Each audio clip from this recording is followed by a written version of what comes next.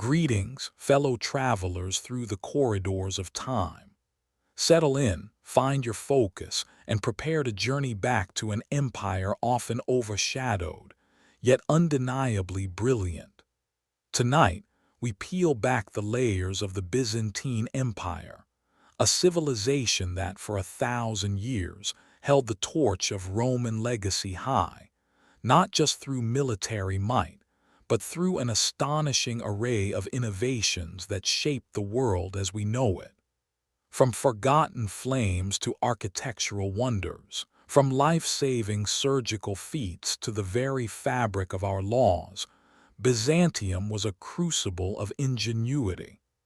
As we delve into these fascinating tales, I invite you to share your thoughts in the comments below, to like this journey if it captures your imagination, and to share it with anyone who appreciates the quiet power of history.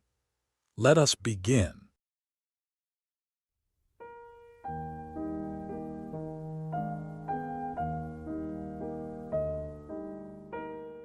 Asterisk. Sound of crackling fire, distant waves lapping against a shore, and a gentle, persistent hum of wind. Asterisk. Good evening, fellow travelers through time. Settle in, get comfortable. Whether you're drifting off to sleep deep in focus or navigating the world on your way to somewhere else, let the echoes of the past wash over you.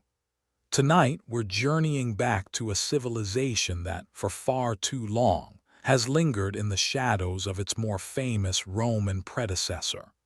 We're talking about the Byzantine Empire, a continuation, yes, but also a vibrant, innovative powerhouse that quietly shaped the world in ways we're only now beginning to fully appreciate. For those of you who have tuned in before, you know that the ancient world is rarely as simple as the history books sometimes make it out to be. It's messy, it's brilliant, it's often brutal, and always fascinating. And the Byzantines, they were masters of invention, not just inheritors. While their Roman roots were undeniably deep, they cultivated their own unique blend of Roman statecraft, Greek culture, and a fervent Christian faith, forging something entirely new, entirely distinct. And in doing so, they left behind a legacy that touches everything from the way we build our cities to the very concept of a hospital. Tonight, we begin our exploration of Byzantine ingenuity with a secret weapon, a terrifying mystery that saved an empire and struck fear into the hearts of its enemies. We are going to delve into the fiery, enigmatic legend of Greek fire. Imagine, for a moment, the burgeoning power of the Arab caliphates in the 7th and 8th centuries. Their armies, fueled by a new, fervent faith, swept across North Africa and the Middle East, conquering vast swaths of territory. They reached the very gates of Constantinople, the shining capital of the Byzantine Empire, not once but twice. These were not mere skirmishes. These were existential threats, sieges that could have, by all accounts, spelt the end for the Eastern Roman Empire and fundamentally altered the course of European history. And yet Constantinople stood. It resisted. And a major, if not major, reason for its survival was this mysterious, terrifying substance, Greek fire. The Byzantine chroniclers, those diligent record-keepers of a lost age, referred to it with ominous titles: sea fire, liquid fire. These weren't poetic flourishes. They were accurate, chilling descriptions of a weapon that behaved unlike anything known before. It was, first and foremost, a naval weapon designed for ship-to-ship combat. Picture this: a fleet of enemy galleys, their oars churning the water, bearing down on the Byzantine defenses. Suddenly, from the bows of the Byzantine dromons their sleek, swift warships a terrifying roar, a hissing sound, and then jets of flaming liquid erupting from bronze siphons, arcing through the air and landing on the enemy decks. Now this wasn't just ordinary fire. Ordinary fire could be doused with water. Greek fire, legend has it, burned on water. Imagine the terror of an enemy sailor, his ship aflame, attempting to extinguish the inferno only to watch it spread further, defying the very laws of nature as he understood them. This was psychological warfare, an almost supernatural weapon that demoralized as much as it destroyed. The fear it inspired was palpable, becoming a formidable shield for the Byzantine capital. The story goes that this crucial invention was brought to Constantinople by a refugee from Syria named Kallinikos. Whether he was the sole inventor or a purveyor of an existing secret, his arrival couldn't have been more timely. It was deployed with devastating effect during the Arab sieges of Constantinople in 674–678, and again in 717–718. Without it, the Byzantine state might well have crumbled, and with it, the bulwark that protected Western Europe from further incursions for centuries. But what was Greek fire? This, my friends, is where the mystery deepens. The Byzantines guarded its composition with an almost fanatical zeal. It was a state secret passed down with the utmost discretion, its formula known only to a select few. To this day, modern scholars debate its precise ingredients. Was it petroleum-based? Did it contain quicklime, naphtha, sulfur, or resin? The theories are many, and the definitive answer remains elusive. This secrecy was not just about maintaining a military advantage. It was about protecting the very existence of the empire. Losing the secret would be akin to losing their greatest defense. What we do know with a fair degree of clarity is the method of projection. Envision a sort of ancient flamethrower. The liquid mixture, heated in a brazier on the ship, was pressurized by means of a pump. An operator, standing bravely at the siphon, would then eject this fiery torrent in any direction against the enemy. Imagine the scene: the heat, the acrid smoke, the blinding flash of the ignited liquid, and the desperate cries of the enemy. Beyond these direct siphons, Greek fire could also be poured down from swivel cranes or, in a later development, hurled in pottery grenades. Yes, grenades, those sphericonical vessels, later adopted by Muslim armies, were likely born from the Byzantine understanding that this liquid fire could be contained and projected in more varied ways. This wasn't a static technology. The Byzantines continued to refine it. The development of handheld siphons, essentially portable flamethrowers, meant that Greek fire wasn't solely a naval weapon, though its most famous applications remained at sea. This ability to adapt and innovate, even with such a closely guarded secret, speaks volumes about Byzantine military intelligence. But let's be clear, Greek fire was not a wonder weapon in the sense that it guaranteed victory every time. Like all military technologies, it had its limitations. A calm sea was ideal. A strong headwind would have made projection difficult, if not impossible. A skilled enemy could attempt to maneuver out of its range. Yet, its psychological impact was undeniable. The mere knowledge that the Byzantines possessed this fearsome weapon was often enough to deter an attack or break an enemy's will. The question of when and how the use of Greek fire was discontinued is another fascinating puzzle piece.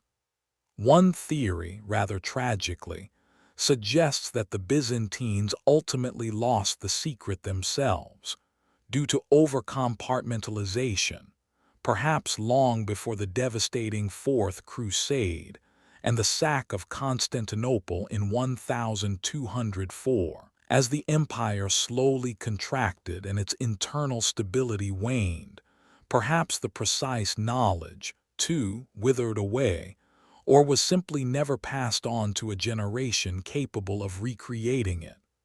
What a profound loss for history to have such a powerful and mysterious technology simply vanish. The legacy of Greek fire, however, did not vanish.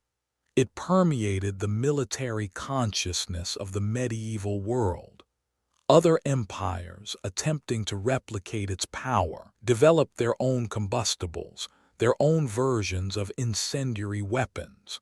But none, it seems, ever truly matched the original, the fearsome liquid fire that saved Byzantium.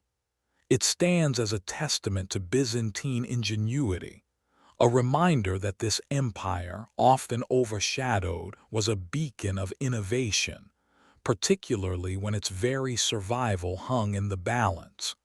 So, as the ambient sounds continue to weave their calming spell, ponder the power of a secret, the impact of a single invention on the fate of empires, and the enduring mystery that surrounds one of history's most terrifying and fascinating weapons. The Byzantines, with their Greek fire, didn't just survive. They taught the world a fiery lesson in defense, leaving us with a captivating enigma that still sparks debate and wonder centuries later. In our next segment, we'll shift our gaze from the destructive power of war to the awe-inspiring heights of Byzantine architectural genius, and delve into the marvel that is the Hagia Sophia. But for now, let the whispers of ancient naval battles and burning seas echo in your mind.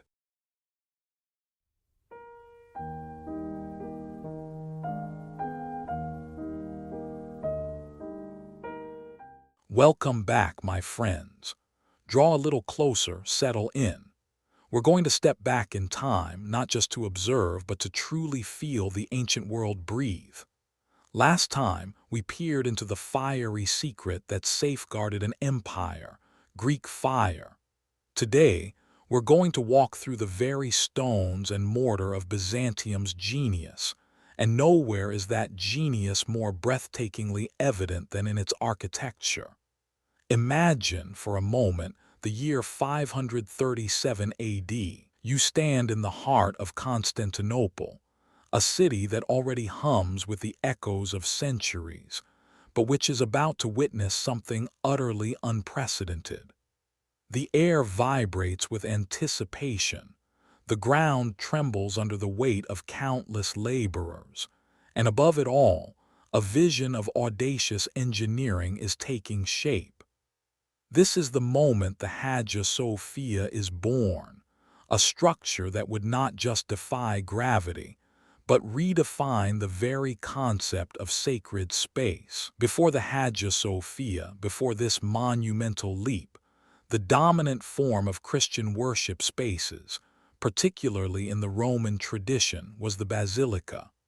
Think of a long, rectangular hall, like an ancient Roman courthouse, adapted for religious services. It was functional, certainly, but perhaps a little predictable. The Byzantines, however, weren't content with mere function. They sought to infuse their faith, their power, and their unparalleled artistic vision into every brick, every mosaic, every soaring arch. And so they gave us the cross and square **. Now this might sound like a simple geometric pattern, but in architecture it was a revolution. Imagine taking that long basilica and then, in its very center, expanding it into a perfect square, crowned by a dome with 4 arms extending outwards, forming a cross. It was a spatial metaphor made manifest, embodying the Christian cross within the earthly confines of the church. This wasn't just a building, it was a cosmic diagram, a physical representation of spiritual ideals. Historians have called it a type of church that was, in its own way, perfect. And they weren't wrong. While the earliest surviving examples date a little later, like the Theotokos Church in Constantinople from around 907 AD, we can trace its development back with a fair degree of certainty to the Knee Ecclesia, consecrated in 880 AD. These churches, with their elegant central domes and cruciform plans, became the definitive image of Middle Byzantine ecclesiastical architecture, a profound departure from anything that had come before. But let's return to the Colossus, the marvel that truly shattered architectural paradigms, the Hagia Sophia. Its most iconic feature, the very heart that beat within its immense frame, was its pendentive dome. Now, if you've ever tried to fit a circular lid onto a square box, you'll understand the challenge here. How do you gracefully transition from a square foundation to a perfectly circular dome without it looking clumsy or collapsing under its own weight?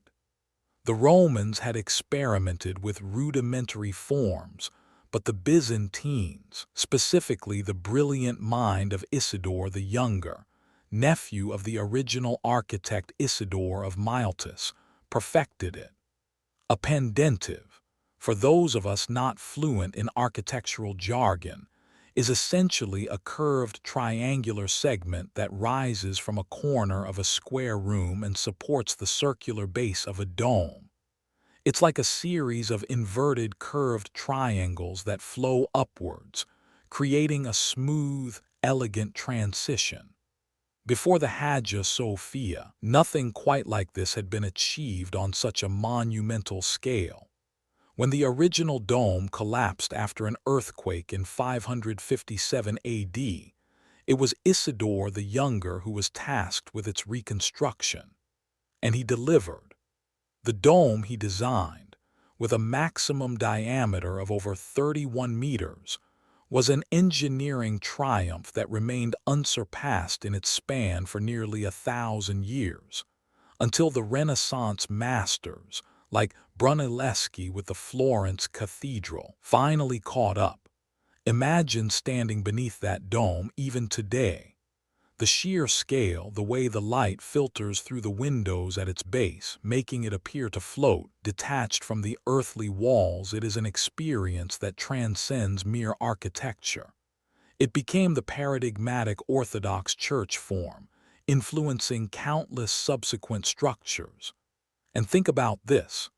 1,000 years later, after the fall of Constantinople, the Ottoman Turks, conquerors of this magnificent city, were so utterly captivated by its design that they emulated its architectural style in their grand mosques, a testament to its enduring power and beauty. The Hagia Sophia wasn't just a building, it was a statement, a prayer, a testament to human ingenuity reaching for the divine. Beyond the monumental, Byzantine engineers were also tackling more prosaic, yet equally impactful challenges. Consider the simple act of crossing a river. While Roman arches were predominantly semicircular, the Byzantines introduced an innovation that would become crucial in later bridge building: the pointed arch bridge. The earliest known example, dating to the 5th or 6th century AD, is the Karamagara Bridge in Cappadocia. Its single, elegant pointed arch, spanning 17 meters, crossed an affluent of the Euphrates.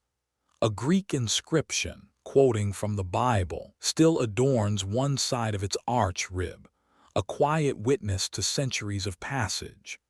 Today, This remarkable structure lies submerged by the Kebun Reservoir, a hidden marvel, but its existence reminds us that Byzantine ingenuity was constantly at work, subtly shaping the world around them.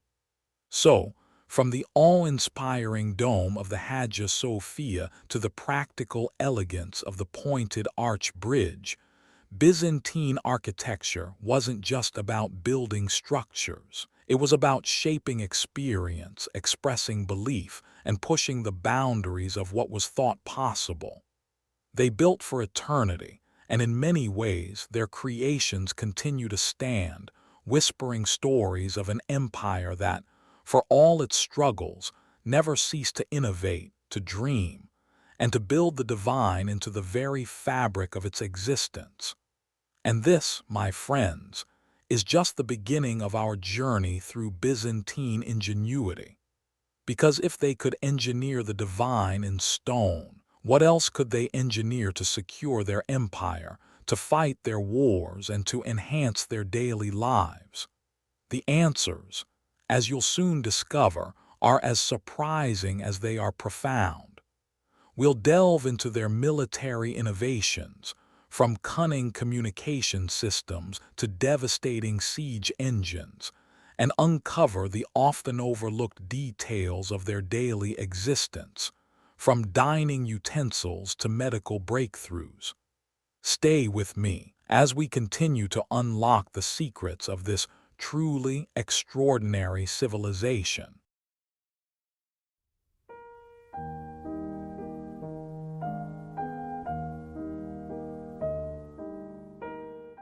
Welcome back to Vibing History, everyone. Settle in, get comfortable, and let's journey back to a time of profound innovation, often overshadowed by the grand narratives of empires and battles. Today, we're going to step beyond the grand walls of Constantinople, beyond the clashing swords and political intrigues, and delve into a fascinating, yet often overlooked aspect of Byzantine life: their remarkable contributions to medicine and daily care. When we think of the Byzantine Empire, images of shimmering mosaics, colossal cathedrals, and epic sieges often spring to mind. We've talked about the architectural marvel of Hagia Sophia, the terrifying power of Greek fire. But beneath the surface of this enduring empire, there was a quieter, yet equally revolutionary, spirit at play, one focused on alleviating suffering, advancing knowledge, and improving the mundane realities of everyday existence. Now, it's easy to dismiss historical societies as primitive, especially when we view them through the lens of our hyper-advanced modern world. But that would be a profound disservice to the Byzantines. In many ways, they were far ahead of their time, particularly when it came to organized medical care and surprisingly sophisticated aspects of daily life. Let's start with something truly groundbreaking, something that we, in the modern world, often take for granted but was a revolutionary concept in the ancient and medieval periods: the hospital. Yes, the concept of a dedicated institution, a place specifically designed not just for the dying, but for offering medical care with the explicit goal of a cure. That concept truly blossomed in the Byzantine Empire. This wasn't merely a hospice or a shelter. It was a place where, driven by the ideals of Christian charity, doctors and caregivers worked to heal the sick. Imagine, in an era where illness was often seen as a divine curse or an unavoidable fate, the Byzantines established places where scientific observation, medical intervention, and compassionate care converged. This was a profound departure from earlier practices, laying the very groundwork for the modern hospital system we rely on today. It was a testament to their belief in human dignity and their commitment to alleviating suffering, a stark contrast to many of their contemporaries. And these weren't just simple infirmaries. Byzantine hospitals, often attached to monasteries or endowed by wealthy patrons, were structured institutions with specialized staff, designated wards, and even early forms of medical training. They weren't always perfect. Of course, this was still centuries before germ theory. After all, but the intent and the system were remarkably forward-thinking. Think of the peace of mind, however fleeting, that such a place would offer to someone desperately ill in an age of rampant disease. Now, speaking of medical feats, prepare yourselves for a story that truly pushes the boundaries of what we might expect from the 10th century. The first known, successful separation of conjoined twins. Yes, that happened in the Byzantine Empire. In the 10th century, in the bustling metropolis of Constantinople, there lived a pair of conjoined twins.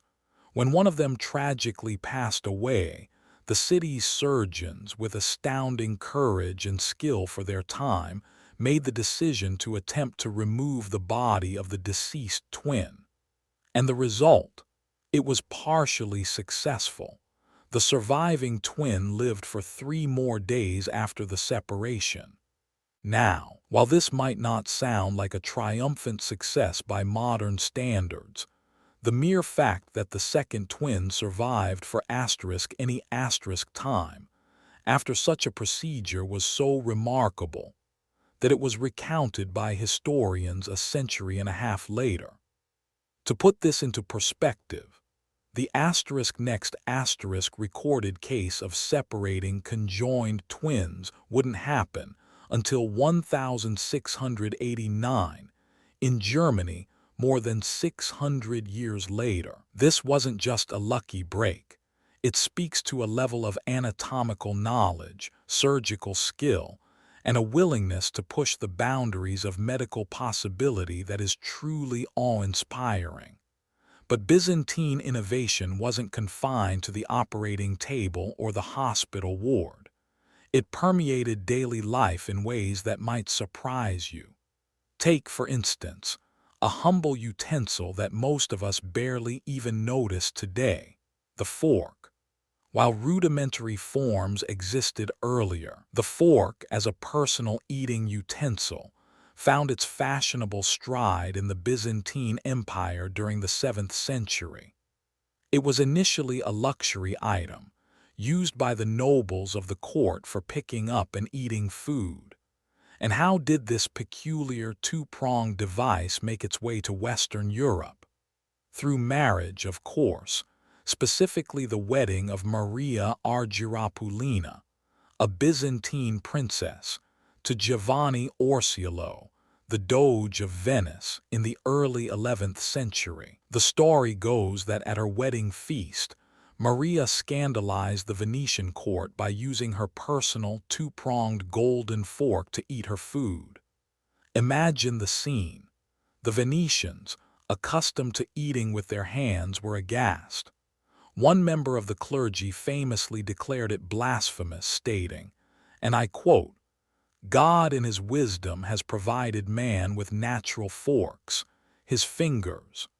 Therefore, it is an insult to him to substitute artificial metal forks for them when eating." When Maria tragically died of a disease several years later, some Venetians, with a chilling lack of self-awareness, actually claimed it was divine punishment for her disrespectful use of the fork. A fascinating, if somewhat morbid, testament to the cultural shock a simple utensil could cause. Beyond the table, the Byzantines also made significant strides in legal frameworks, leaving a legacy that still resonates today. Under the reign of Justinian the Great, in the 6th century, a monumental undertaking was initiated: the compilation and codification of Roman law into what became known as the Corpus Juris Civilis *. This wasn't just a collection of laws. It was a systematic organization and reform of centuries of legal tradition. Imagine the sheer intellectual effort involved in sifting through and harmonizing countless edicts, precedents, and legal opinions. The asterisk corpus juris civilis asterisk became the foundational text for jurisprudence in the Western world, influencing legal systems for over 1,000 years and forming the bedrock of civil law in many European countries even to this day. It was a testament to the Byzantine commitment to order, justice, and the rational administration of their vast empire. And for those of you who appreciate the more artistic and cultural contributions, we can't forget the iconic Byzantine asterisk lyra asterisk, a medieval bowed string musical instrument that was a staple of the empire's musical tradition. While its exact origins are debated, its prominent role in Byzantine music is undeniable, a precursor to many string instruments that would follow. Then there's the humble, yet globally adored feta cheese. Yes, this salty, crumbly delight specifically is first recorded in the Byzantine Empire, appearing in Avicenna's poem on medicine under the name asterisk prosphatos asterisk, meaning recent or fresh. It was produced by the Cretans and the Aromanians of Thessaly, confirming its ancient roots in the region. So the next time you enjoy a Greek salad, remember its Byzantine heritage. The Byzantines also displayed ingenuity in engineering for practical purposes. The historian Procopius records that during the Ostrogothic siege of Rome in 537/538, when the Goths cut off the aqueducts that powered the city's gristmills, Belisarius, the Byzantine general, devised an ingenious solution: ship mills. He ordered riverboats to be fitted with mill gearing and moored them between bridge piers, where the strong current of the river powered the water wheels mounted on the vessels. This innovative, makeshift solution not only saved Rome from starvation, but quickly found acceptance among medieval watermillers, reaching Paris and the Frankish realm only 2 decades later. A true testament to their adaptability and resourcefulness in the face of adversity. Even in the realm of abstract thought and theoretical physics, the Byzantines left their mark. John Philoponus, a prominent Byzantine scholar, introduced the theory of impetus, a precursor to the concepts of inertia, momentum, and acceleration. This wasn't just idle speculation. It was a profound shift in understanding how objects move, challenging the long-held Aristotelian views and laying conceptual groundwork that would later be built upon by figures like Galileo and Newton. So, as you can see, the Byzantine Empire was far more than just a continuation of Roman traditions. It was a vibrant, innovative civilization that, through its unique blend of Roman legacy, Greek culture, and Christian faith, made profound contributions that shaped not only its own time, but left an indelible mark on the course of human history. From organized medicine and audacious surgery to the subtle elegance of the fork and the foundational principles of law, the Byzantines were truly pioneers, quietly advancing the human condition in ways we are only now fully appreciating. Next time, we'll delve even deeper into the unseen influences of Byzantine life, exploring their legal codes and daily customs that quietly shaped the world around them. Until then, keep vibing with history.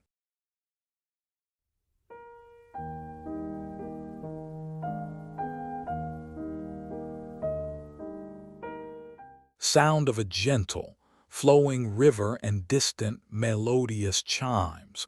Welcome back, my friends, to a deeper dive into the ancient world. We've journeyed through the fiery defenses of Byzantium, marveled at the architectural wonders of Hagia Sophia, and explored the revolutionary medical care that sprang from its Christian heart. But the influence of Byzantium, this magnificent Eastern Roman Empire, reached far beyond the grand gestures and the visible innovations. It wove itself into the very fabric of daily existence, shaping lives through its laws, its customs, and its surprisingly enduring contributions to the quiet rhythms of everyday life. Today, we turn our gaze to the unseen currents, the underlying structures that held Byzantine society together, and how these subtle influences continue to resonate even in our modern world.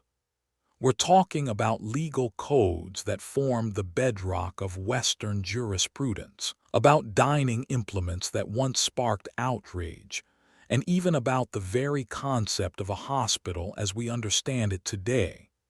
Prepare to discover the quiet power of Byzantine life, the enduring legacy of its legal minds, and the surprising innovations that made daily existence both more structured and perhaps more refined. Let's begin, as many societies do, with the law.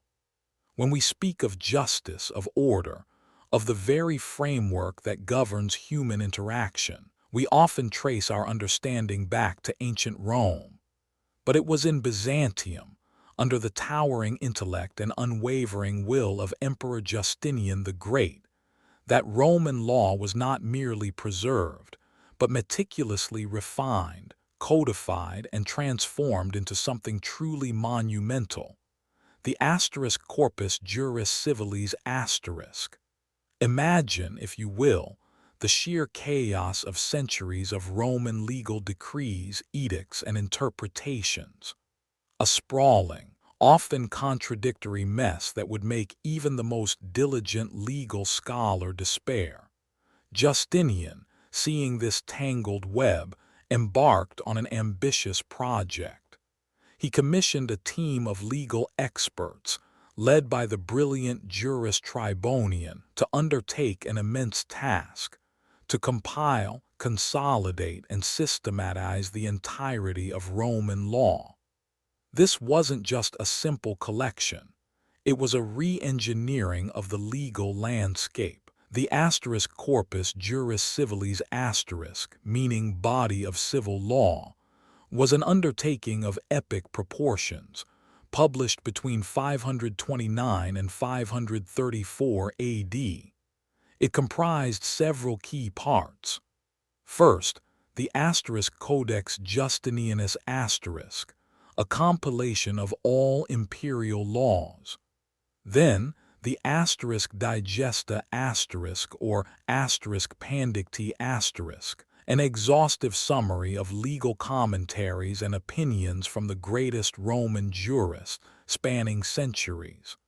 This was where the nuanced interpretations, the intellectual debates, and the very spirit of Roman legal thought were preserved. Next, the Institutions a textbook designed for law students, a clear and concise introduction to the principles of law. And finally, the Noveli Constitutions the new laws that Justinian himself enacted after the Codex was completed. Now, why does this matter so profoundly? Because the Corpus Juris Civilis wasn't just a collection of old laws. It was a living, breathing testament to the power of structured thought and legal precision.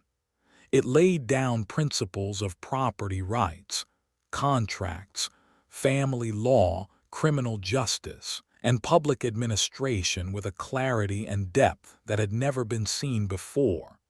And crucially, it became the foundation, the very bedrock, upon which the legal systems of much of Western Europe would eventually be built. When medieval scholars in the 11th and 12th centuries rediscovered the corpus juris civilis particularly in places like Bologna, it sparked a legal revolution.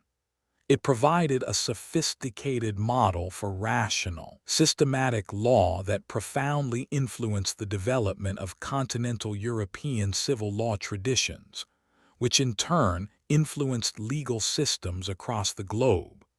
So, the next time you hear a lawyer speak of precedent or property rights or contracts, know that the echoes of Justinian's ambitious project, meticulously crafted in the bustling heart of Constantinople, still resonate. His legal vision, forged in a world far removed from our own, continues to structure our understanding of justice and order. But Byzantium's influence wasn't just in the grand pronouncements of emperors or the intricate debates of jurists. It also seeped into the more intimate corners of daily life, transforming habits and introducing small yet significant refinements. Consider, for instance, an object that most of us take for granted, something that sits quietly at our dinner tables, the fork. Yes, the humble fork, this seemingly innocuous utensil, so integral to modern dining, made its initial aristocratic appearance not in the salons of Renaissance Italy or the courts of medieval France, but in the sophisticated dining halls of the Byzantine Empire as early as the 7th century. It was an implement of luxury, a symbol of refined taste, primarily used by the Byzantine nobility for picking up and eating food that might otherwise be messy or too hot to handle with fingers. The story of the fork's journey from Byzantine opulence to Western European suspicion is quite telling. It was through the marriage of a Byzantine princess, Maria Argyropulina, to Giovanni Orseolo, the Doge of Venice's son in the early 11th century, that the fork made its tentative debut in the West. Legend has it that at her wedding feast, Maria, accustomed to the elegant ways of Constantinople, used her personal, two-pronged golden fork to eat. Now, imagine the scene. The Venetian court, still largely adhering to the ancient custom of eating with their hands, would have looked upon this with a mixture of awe and, frankly, outright scandal. One particular member of the clergy, a rather vocal opponent of such perceived extravagance, is famously quoted as declaring it blasphemous. God in his wisdom has provided man with natural forks, his fingers. Therefore, it is an insult to him to substitute artificial metal forks for them when eating. When Maria tragically died of a disease a few years later, some Venetians, clinging to their superstitions, even attributed her demise to divine retribution for her disrespectful use of the fork. It would take centuries for the fork to shed its controversial image and become widely accepted in Western Europe. But the seed of this culinary revolution, this small yet significant step towards refined dining, was planted firmly in Byzantine soil. It's a testament to the Byzantine penchant for elegance and their subtle yet pervasive influence on the customs that define what we consider civilized even today. Beyond the dinner table, Byzantium also contributed to the very soundscape of medieval life. The Byzantine lyra, a bowed string musical instrument, played a pivotal role in the musical traditions of the Eastern Roman Empire.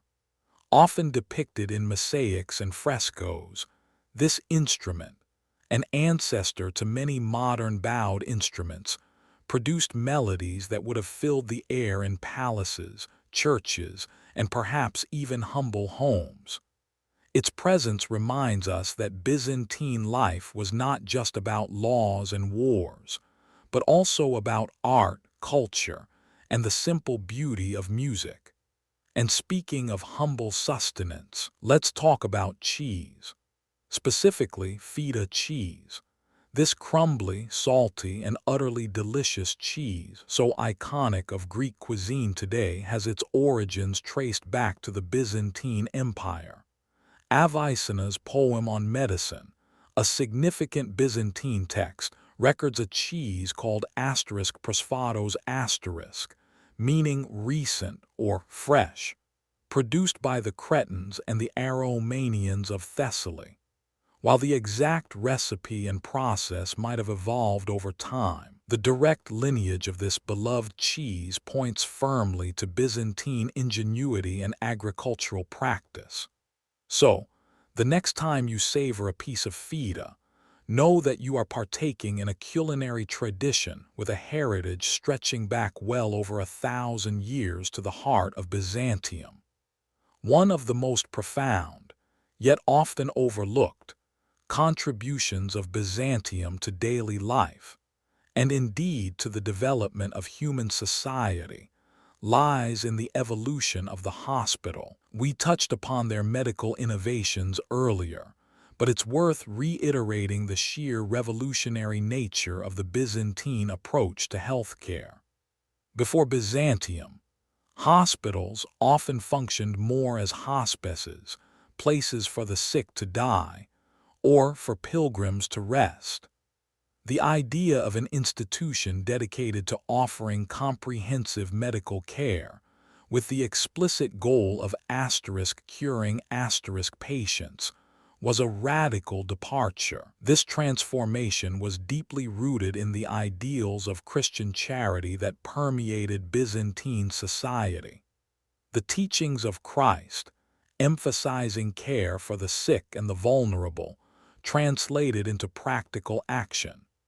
Byzantine hospitals were often attached to monasteries or cathedrals, but they were far more than simple infirmaries. They were complex institutions with specialized wards, trained staff including physicians, nurses, and even surgeons, pharmacies, and even medical libraries.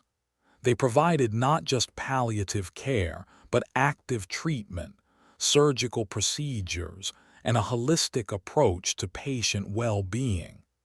This was where the concept of the hospital as a place of healing, rather than just a place of respite or death, truly took root and flourished. This commitment to medical innovation extended to even the most extraordinary cases. The first known successful separation of conjoined twins occurred in the Byzantine Empire in the 10th century. While we don't have all the intricate details, historical accounts tell us of a pair of conjoined twins who lived in Constantinople for many years. When one of the twins died, Byzantine surgeons made the momentous decision to attempt to remove the body of the deceased twin. The procedure was, by the standards of the time, partly successful. The surviving twin lived for 3 more days, a feat so astonishing that it was still being spoken of by historians a century and a half later. To put this into perspective, the next recorded instance of separating conjoined twins wouldn't happen until 1689, in Germany.